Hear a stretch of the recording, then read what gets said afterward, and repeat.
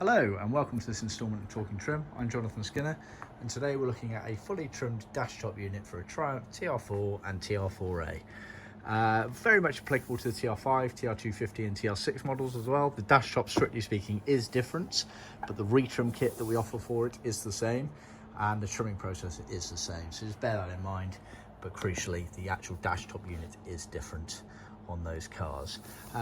So just to clarify what we're talking about, we're talking about this dash top unit here.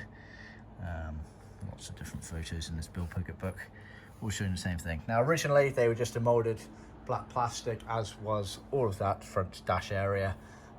However, we do offer retrim kits to either spruce up your original old units if they're cracked and damaged, or if you want to change the color, change the material, or change the detailing.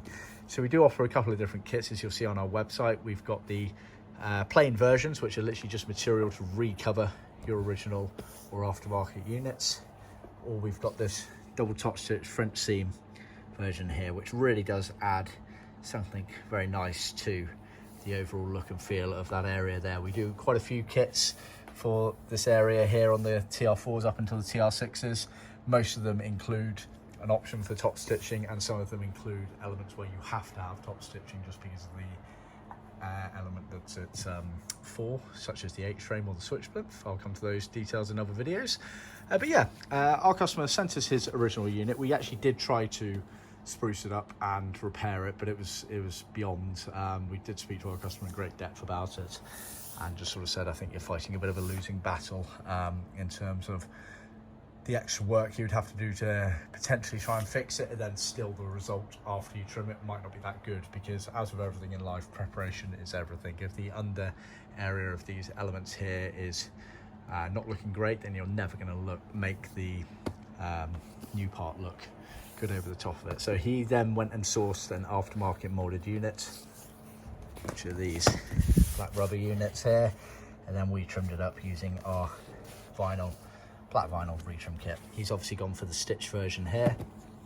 Now the trimming of these is fairly straightforward, but the key is really getting this front stitch area in position properly and anchored in place. If you don't get that right, then the whole thing is going to look odd. After you've done that element of it, the rest of it is fairly straightforward in the grand scheme of things. You've got a fair bit of tolerances as well. You see this shiny area here, that's all lost underneath the windscreen. When it's put in the car, you can see that ridge there. So it is really these stitch bits here, the crucial element here. I've done a few other videos on YouTube showing the various versions of these, including the retrim kit, so be sure to check those out. But we've just finished this one here, and I thought just before it goes out the door, I'll do a quick video just to show you the lovely detailing on it. This should be your benchmark, as with all other elements on our YouTube channel videos. We like to set a benchmark that either yourself or a professional trimmer to work towards, and if it's not coming out that way, then you need to get in touch with us and ask for a bit of help and advice on it. We've been making these kits a long time and supplying them all over the world.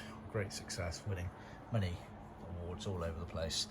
We know what we're doing, and we want to make sure that our products are fitted correctly into everyone's cars, so don't be afraid to ask, and that goes for professional trimmers too.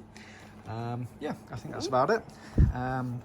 Please remember to like, subscribe and share with other classic car enthusiasts. Be sure to check out our blog handbook post. It's an evolving feature on our website where we are doing a lot of informative guides on just generally the classic car markets and the materials we use, but we're also starting to put installation guides up there.